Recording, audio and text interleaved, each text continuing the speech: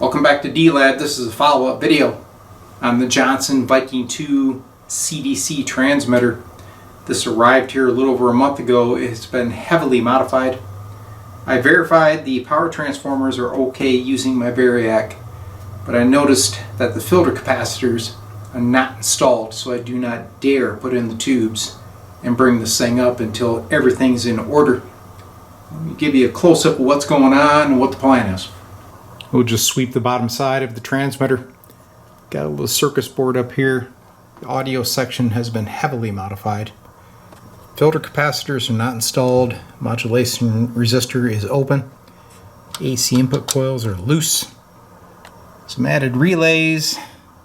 There's quite a bit going on in here, guys. So the best plan of attack is to take my trusty wire cutters, gut this thing out, and take it back to the print. I've got a good start. I'm pulling out a lot of these components. There's some wiring going to the back of the radio, and there's another relay there. I was like, what is that? Well, it appears as though he was using a relay to toggle the internal push-to-talk relay. And I looked here, and there's a shielded cable, and it should go to the coil, and that's been cut. And he's got a blue wire where he was trying to do it remotely. So the best plan of attack is just get this out of here completely, and I'll put in a new push-to-talk module, and then we'll go from there. So now I'm trying to solve the mystery. Where do these two clipped red wires go? One of them I can see takes off behind this variable cap. I trace that up to the drive control.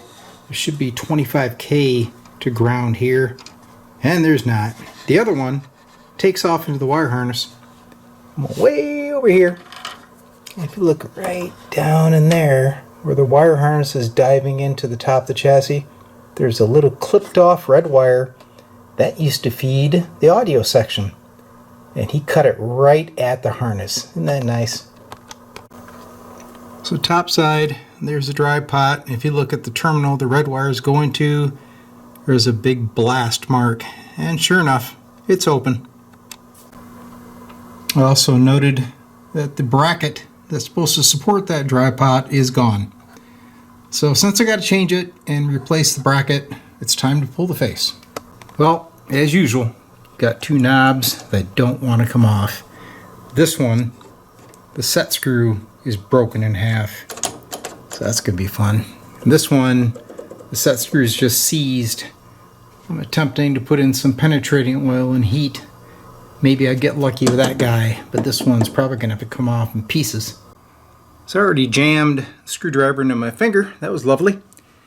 So next I'm going to go ahead and take this little hacksaw and cut the bakelite in half. And I should be able to get a chisel, put it in here and knock the halves off of that switch, get to the brass insert, hopefully get that set screw out. Then I get to do that one because it's in the same condition. A lot of fun.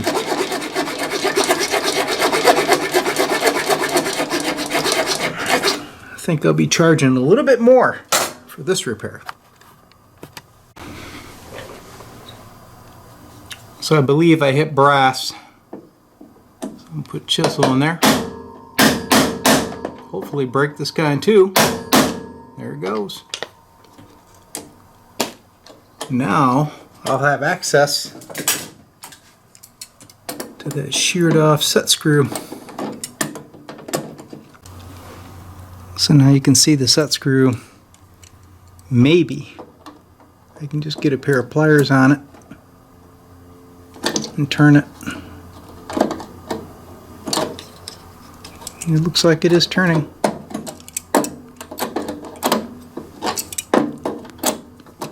Yep.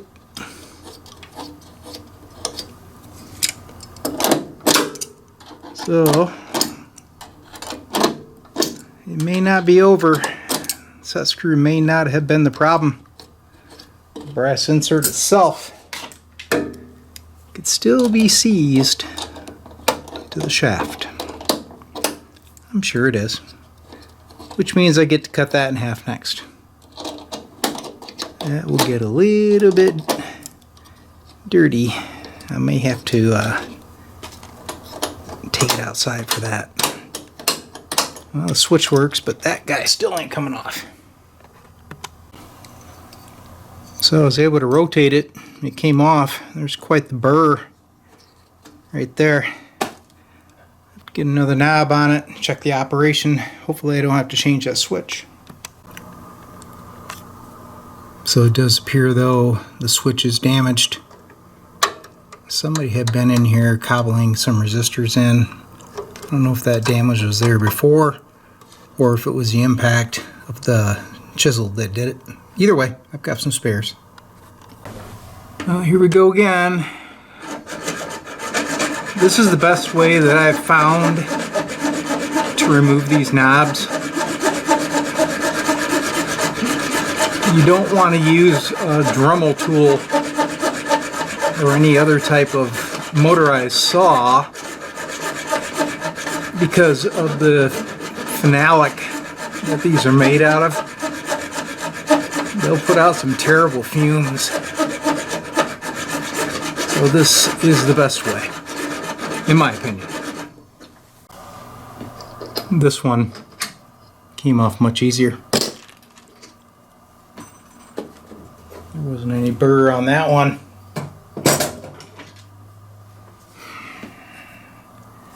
I wouldn't doubt that I broke that other one. Things happen. But I gotta get the face off of this transmitter.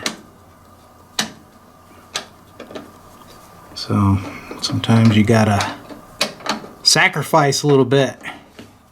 Well, that fun's over. Now you can see there is a nut on this drive pot that is actually holding the drive pot and the bracket's gone. So I'm going to have to remove that, and then you take these nuts off. There's normally 5 or 6 screws down each side, but there's only 2 on each side. So this front panel's been off before, so I was kind of shocked that those knobs were seized on there the way they were. Alright, everything's removed. You do have to take the mic jack out because it's wired behind, and of course there's wires going to the meter. So you got to be kind of careful when you do that so you don't damage them too.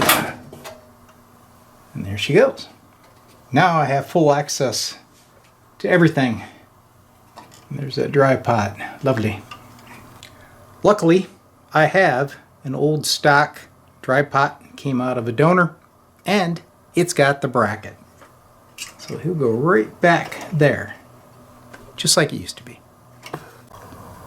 So here's a little trick I learned. When you have these on their side working on them, take a 2x4, put it between the cabinet and the chassis, and it supports things really well. Makes it nice and stable. Alright, the Viking 2 is coming along. I've got most of the rat nest figured out.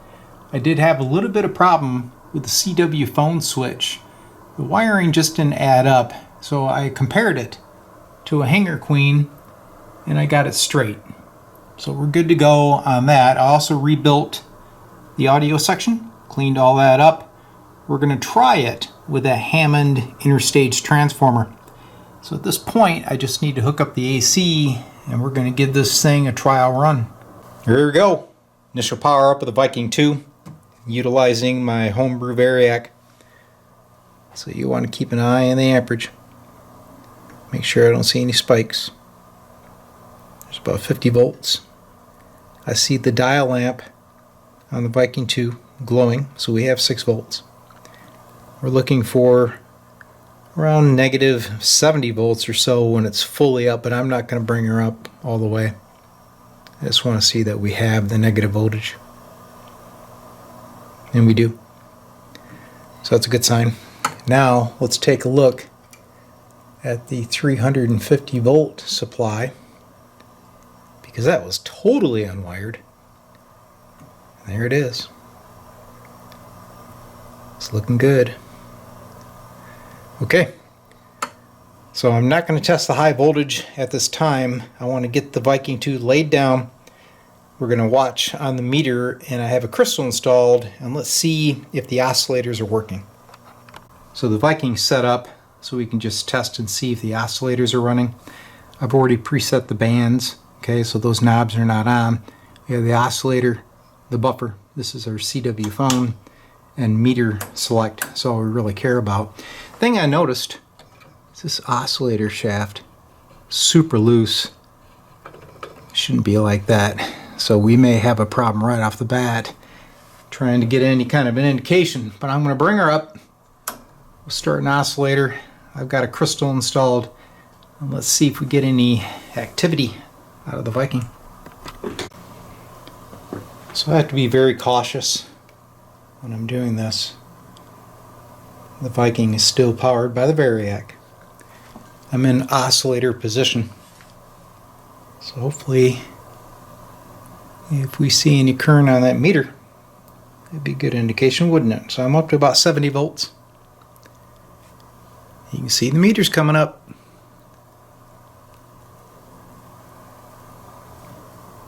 That's alright. Alright, I'm going to go to about 80 volts. And let's switch over to buffer. Bring up some drive. There it is. Well, I have a signal, but I'm not getting much of a peak at all because I believe this variable cap is bad. Go to grid. Yeah, I'm getting nothing. So it appears as though you can almost see it trying to work. Looks like we're going to have to change this variable cap.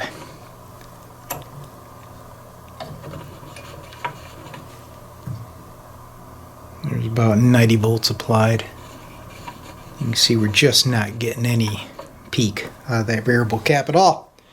Alright, I'll change that and we'll try it again. So take a look at the oscillator variable cap. This thing is just like almost free spinning. There should be a little wiper plate down here putting tension on the cap, and that appears to be gone. So here is one I pulled out of a hanger queen. See a little wiper in there? Okay. So for some reason, this one's broke. And I'm wondering if the buffer control is also broke. I think this thing had a little bit of rough handling. Anyway, I'll change this cap and we'll test it again. Alright, I've got the new oscillator cap installed. We're on buffer. You can see now it does adjust, but I still have no grid. So the drive does affect the buffer, which is a good sign. But no grid, and this variable cap is also extremely loose, so I wonder if we got the same problem. So I inspected the buffer cap. It looks good, and I thought, you know what? Maybe I should try a different crystal. And guess what? There is my grid. So we have grid drive. I'm on 40 meters. Plenty of grid drive. So I guess it's time to see if it transmits. Alright everybody, I've powered the transmitter up without the Variac. So she's at full line voltage. So we're going to see if it transmits. Grid. Over the phone, I'm going to hit plate, tune the roller inductor, and hopefully we'll see some output. Ooh.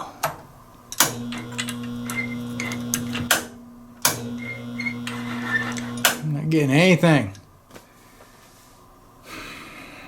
That ain't good. Okay, I was adjusting the coupling, and now I have some output, but not much.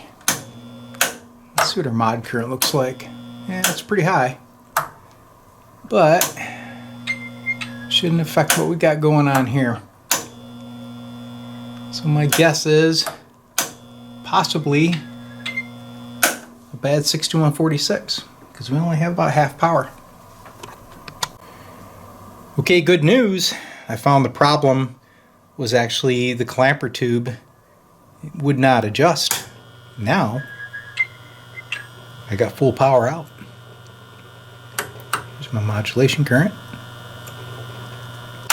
It's looking good. Next I need to get that front panel on. Okay everybody, I've got the CDC working again. Check out all those parts. There was actually more that are in my garbage can. But man, does this thing need some work. It's really pitiful that somebody will take a rare transmitter like this and modify it to the point of not operating. But it's working now. So we're listening on a shortwave receiver. Bend over here. There's my grid. Lots of grid. There's my plate. Putting out well over 100 watts. Now we're in phone. There's my modulation resting current. And we're talking 1, 2. Lots of audio. More audio than you'd ever need. And this is stock, okay? So I wired this CDC model back to the print. And it's working like $1,000,000. The 1957 Chevy of radios lives on. Here's the bottom side of the radio after the repair. You can see she looks a lot nicer than what it did. So there's a lot of work involved here. I can't even go through the entire list, but I can point out a few things. I rebuilt the audio section, installed a new push-to-talk system, which is much safer for the radio. It does not put high voltage into your microphone. New modulation resistor, and this 20K resistor that goes on the back of the CW phone switch. New filter caps. Of course, I had to repair a lot of wiring. There was many wires that were cut.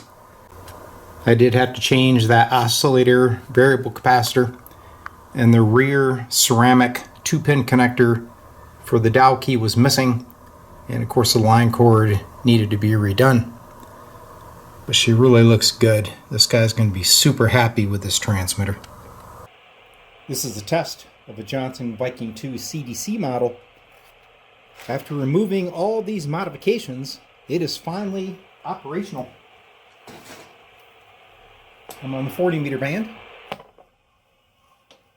There's my grid. Peek that up. Lots of grid drive. So my plate dipped, putting out a little over 100 watts. 1, 2, 3, 4, and there's the audio. Crystal clear, monitoring on a shortwave receiver. You can see our modulation swing. This thing is really working well. Tunes up super nice. The owner is going to be extremely happy. So everybody, Doug came to pick up that CDC Viking 2 that was butchered, and we just got through testing it. And now, what's your call sign? KB7LMT. All the way from Sheboygan, Wisconsin. That's hard to say. Yeah. So he made about a 4 or 5 hour drive. Yeah. Wow. Pretty So much. what time were you up this morning? Very early. 4 a.m. Yeah. So he's got two Viking 2s now, right? Yes. Yep. I'm waiting for the second one to break, and we'll rebuild that too. Hopefully I won't break it. But yeah, we just tested it. Things running smooth. He brought a VFO and his D104 mic. We're getting well over 100 watts of power. I think we're good to go, man. Yeah, it's great. Yeah. You're a miracle worker. It's wonderful. Appreciate it, man. Yeah. Yeah. It was Nice a fun one. project. Everybody got to see that whole paper plate with a mountain of parts. And it was a mountain. Yes, it was. Yes, it was. Excellent. Yeah. And another Viking 2 lives on. That's Yeah. perfect.